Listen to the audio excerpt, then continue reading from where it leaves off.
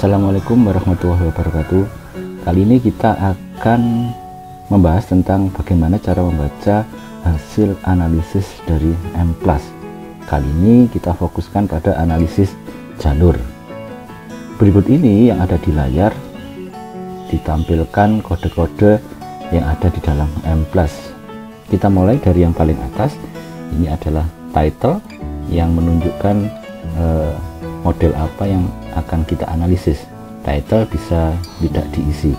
Selanjutnya informasi mengenai data.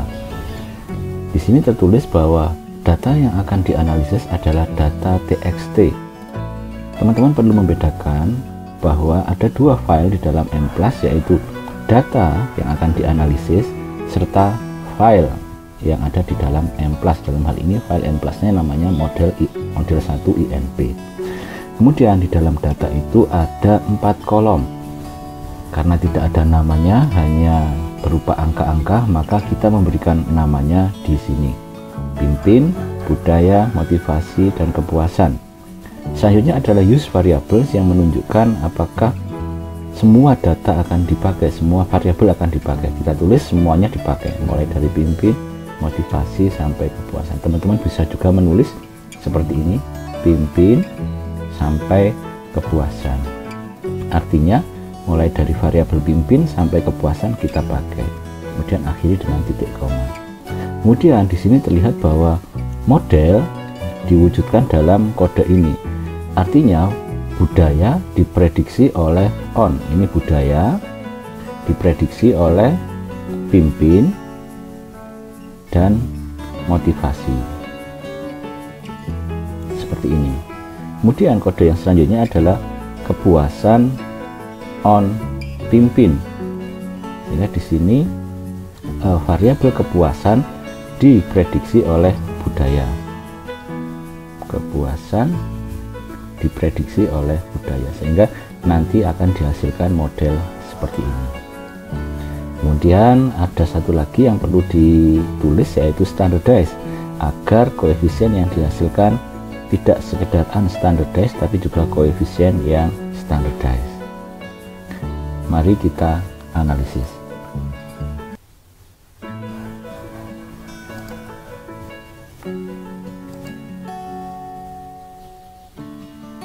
Oke, analisis sudah selesai. Di sini tertulis input reading terminated normally. Kita lihat modelnya. Modelnya sudah sesuai dengan yang kita harapkan. Pimpin mempengaruhi budaya, motivasi mempengaruhi budaya, dan budaya mempengaruhi kepuasan. Kita mulai membaca angka melalui angka yang tertampil pada gambar ini. Panah dari pimpin ke budaya atau motivasi ke budaya, kemudian budaya ke kepuasan menunjukkan pengaruh atau prediksi.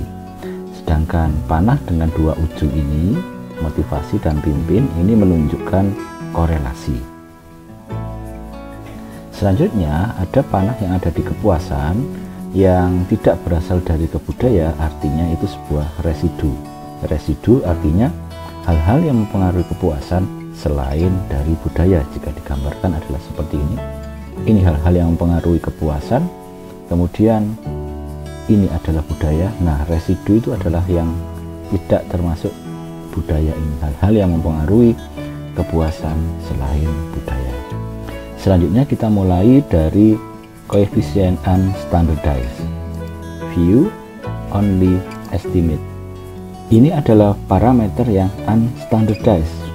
Oleh karena parameter ini tidak terstandar, maka antara pengaruh motivasi ke budaya dan pimpin ke budaya tidak bisa dibandingkan, karena tergantung dari skala atau karakteristik alat ukur masing-masing. Demikian juga ini tidak bisa dibandingkan, antara 1, 2, dan 3 ini tidak bisa dibandingkan.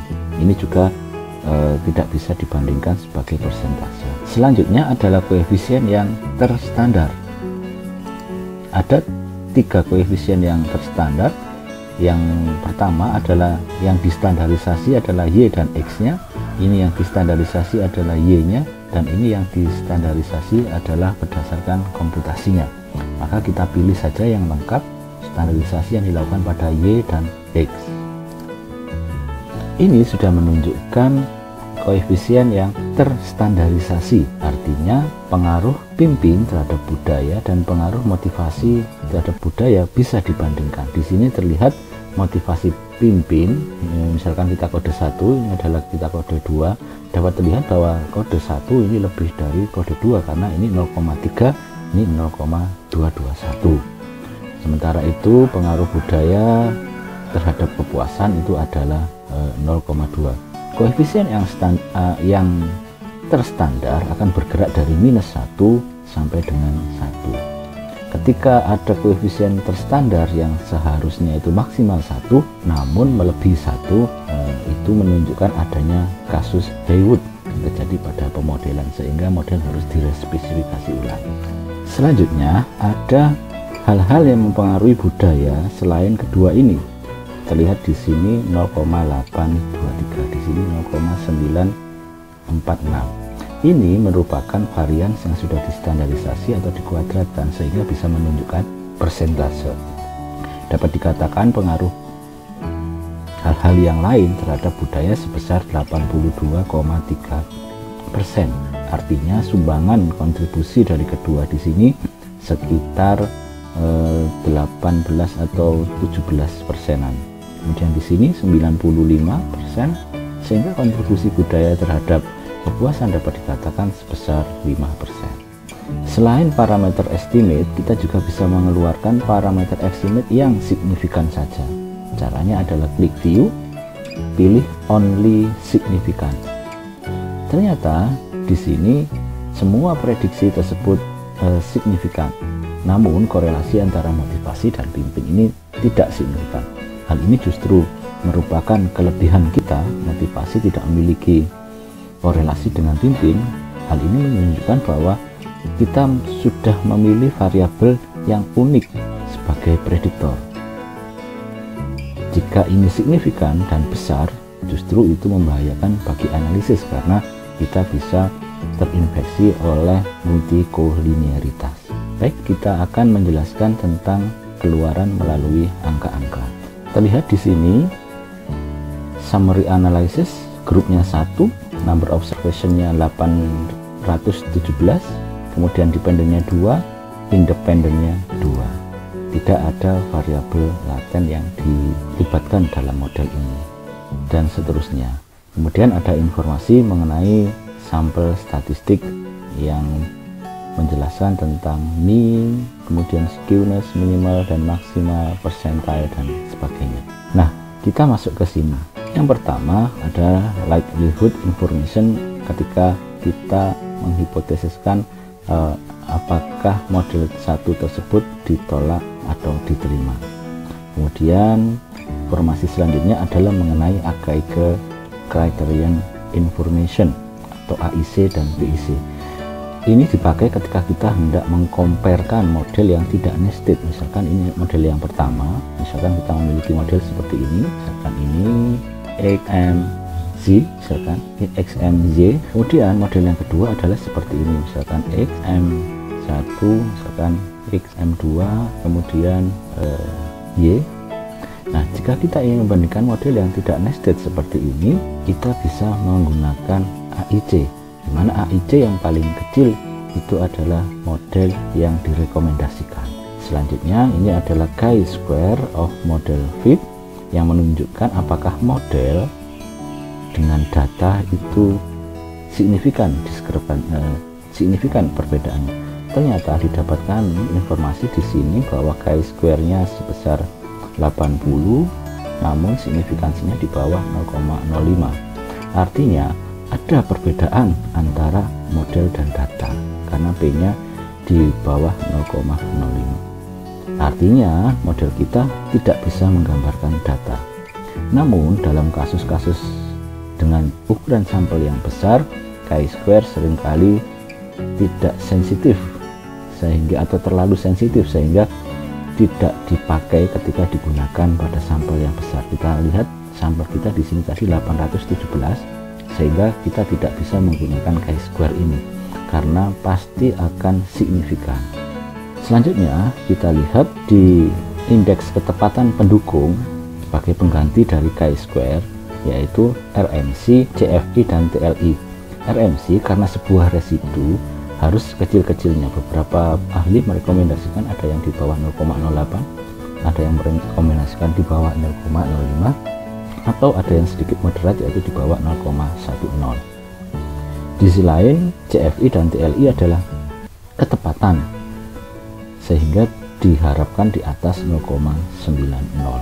Kita lihat di sini RMC-nya itu tinggi di atas 0,10, sehingga model dapat dikatakan tidak fit. Kemudian CFI juga menunjukkan model tidak fit karena di bawah 0,9, kemudian TLI juga tidak fit. Dengan adanya informasi ketepatan yang tidak memenuhi persyaratan ini, kita bisa melakukan respesifikasi model. Setelah informasi mengenai ketepatan model, ketika ketepatan model sudah terpenuhi, maka kita akan lanjut membaca estimate. Ini adalah estimate yang tidak terstandar. Kita tadi ingat 0,372 dan 0,171. Terlihat di sini PIM estimate-nya adalah 0,372, pengaruhnya terhadap budaya. Kemudian standar errornya ini 0,040. Jika estimate dibagi dengan standar error akan menghasilkan ini 9,242. Ini juga disimbolkan di sini. Nah, kita lihat di dalam kurva normal untuk sampel yang besar biasanya di atas atau di bawah 2,56. Jika di wilayah ini itu akan signifikan pada taraf 0,01. Namun jika di wilayah ini sekitar 1,96 atau di wilayah ini 1,96, maka dia akan signifikan pada 0,05. Ini sekedar panduan jika sampelnya besar. Sehingga kita lihat di sini 9 itu cukup besar berada di sini sehingga signifikan. Ini juga 6, signifikan. Begitulah cara membaca hasilnya. Misalnya kita memiliki hipotesis satu arah, misalkan PIM tidak sekedar mempengaruhi budaya, namun di dalam hipotesis kita ada pengaruh secara positif, sehingga P value di sini kita bagi dua. Misalkan di sini P value-nya adalah 0,080, tidak signifikan. Namun ketika kita memiliki hipotesis yang positif, arahnya positif, maka kita bagi menjadi dua, menjadi 0,40. Seperti itu. Sehingga di sini akan tertulis one tile. M+ hanya menyediakan two tile saja. Ketika teman-teman memiliki hipotesis yang one tile, harus dibagi menjadi dua. Ini adalah informasi yang lain. Jadi ada kepuasan on budaya dan selanjutnya. Selanjutnya adalah tentang intercept. Intercept adalah kondisi ketika X itu sama dengan 0. Jadi misalkan ini adalah garis prediksi oleh X, bisa jadi multiple X, X1 dan X2. Disinilah letak intercept. Jadi ketika X1 dan X2 tidak memiliki kontribusi, Y sudah ada. Jadi misalkan ini adalah makan dan minum, ketika kita tidak makan dan tidak minum, tingkat kekenyangan orang sudah ada terlebih dahulu. Jadi disinilah peranan X dan X1 dan X2. Jadi sebelum ada peranan X, sudah ada baseline. Baseline inilah yang dinamakan dengan intercept. Dapat dikatakan bahwa di sini kita lihat budaya dipengaruhi oleh kepemimpinan dan motivasi. Ketika kepemimpinan dan motivasi itu sebesar 0, maka orang sudah memiliki budaya organisasi sebesar 3,5. Demikian juga di sini ketika budaya sama dengan 0, karena kepuasan hanya dipengaruhi oleh budaya, kepuasan sampel kita adalah 5,916. Ini adalah residu yang tadi saya jelaskan, pengaruh hal-hal selain prediktor. Nah, ketika kita sudah masuk ke standardized, maka ini sudah bisa kita bandingkan. Kita lihat di sini pengaruh kepemimpinan terhadap budaya organisasi lebih tinggi dibanding dengan motivasi. Selanjutnya kita masuk ke R-square atau sumbangan efektif. Terlihat di sini budaya yang dipengaruhi oleh dua prediktor hanya mampu menjelaskan 17% budaya. Di sini 17,7%. Sedangkan di dalam model kita tadi seperti ini adalah kepuasan. kepuasan secara keseluruhan dijelaskan sebesar 5%, sehingga ada sekitar 95% hal-hal yang tidak termasuk di dalam model ini yang bisa menjelaskan kepuasan. Mungkin hal tersebut yang membuat model kita indeks ketepatannya tidak memenuhi persyaratan. Terima kasih, semoga bermanfaat. Assalamualaikum warahmatullahi wabarakatuh.